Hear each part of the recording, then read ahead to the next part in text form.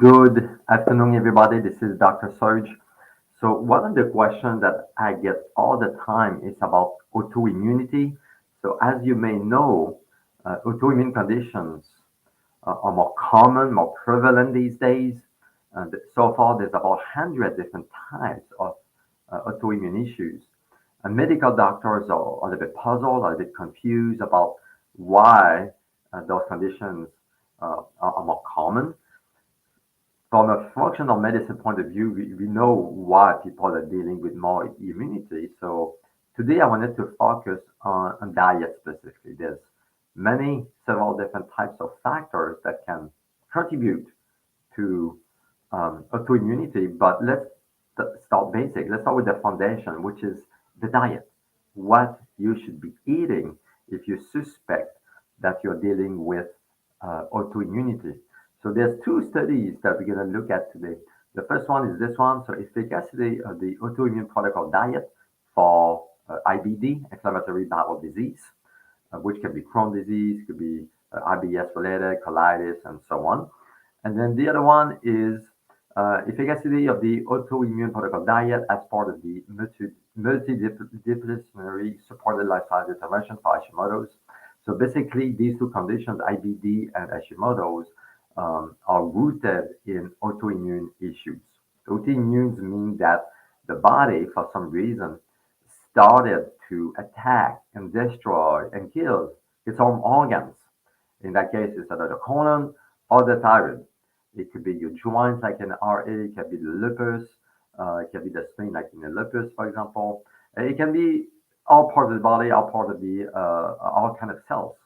So these two protocols, which is basically a lifestyle, meaning that you have to change your diet to fit a certain criteria. So which is the autoimmune protocol diet, the AIP diet. So it's really, really popular in this field of autoimmunity. And these two studies show that when you follow these two, this diet actually, these two conditions improve.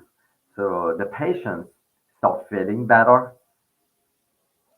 have more energy, less inflammation, less pain, so on and so on. The blood markers improve as well. So this is one of the key tools to use if you have autoimmunity. So the diet at the end of the day, it's really simple. It's meat and most vegetables. So the key of this diet is to avoid food that could contribute to the inflammation. So meaning like it's like if you would add a gasoline to the fire, it would just flare up.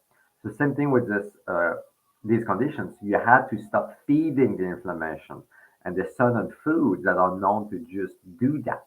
So the concept of this diet is to avoid those foods, which at the end of the day are nightshades, the tomatoes, the bell peppers, the eggplant, the paprika, and so on and so on. Dairy products, all grains on this diet. You're not allowed to eat grains. No sugar of any sort, maybe some stevia, for example, some monk fruit, some allulose, no nuts, no eggs. So it's really simple in a way that you need actually to follow, if you follow this protocol, to consume every meal a source of protein. And then if you want to, some vegetables on the side. But sometimes me, clinically, what I have seen is I'm being more aggressive with this kind of diet. Is sometimes I would do like a 4 week carnivore diet with beef, for example.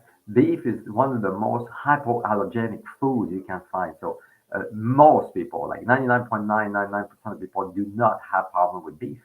So you can use beef, a big diet, carnivore diet, to just reset your metabolism, your body, your immune system, and so on. So sometimes I would do like a 4 week diet with beef products, like all kind of steaks and cut from beef, tallow, for example. And then after 4 weeks, you add food back one at a time. So it is a type of elimination diet, which is actually fairly popular in a carnivore world when people try to switch to this kind of diet. So that could be a nice way for you to eliminate all those foods that could contribute to this autoimmune reaction, and then add one food back at a time up to 3 or 4 days each food. So meaning you could eat eggs today and then see for the next 3 or 4 days how you do. And if you don't have any flare-ups, you don't have any hormones, you add another item to the diet. Sometimes the patient, I had people with psoriasis, for example, really major skin issues, like really chronic. It's really hard to get rid of. Psoriasis is a condition that it's autoimmune in nature, and it takes some time. It takes a long time actually to get rid of. I had a patient, for example, the guy has been on carnivore for months, months and months and months and months, and the psoriasis finally went away. So that was the only way that you could actually get rid of the skin problem, all the different rashes they had, despite everything else that he tried in the past. So the concept of autoimmunity is to stop this reaction that the body, the immune system has against different parts of the body, the organ, tissue, cells. And the first thing we need to do is make sure that you don't add fuels to the fire, like I said, by eliminating all those foods that could be a problem. And then we fix the gut. There's other factors we can talk about, like gut microbiome. You have a parasite component, you have lung disease, you have viruses, you have bacterial component, and you have toxicity as well of the toxins you're exposed to. So we need to take into consideration those different things. But the diet, the AIP diet, is great. Start there, and if you want to be a little bit more aggressive, cut out all the vegetables, all the plant food, and just focus on animal protein, beef mostly. But you can try some fish, you can try some chicken, for example. I would not do a lot of pork because pork is a dirty animal, but beef seems to be the most nutritious food when it comes to autoimmunity. So if you guys have any questions on this concept, please let me know. You can write a comment below. Otherwise, thank you guys for watching and God bless you.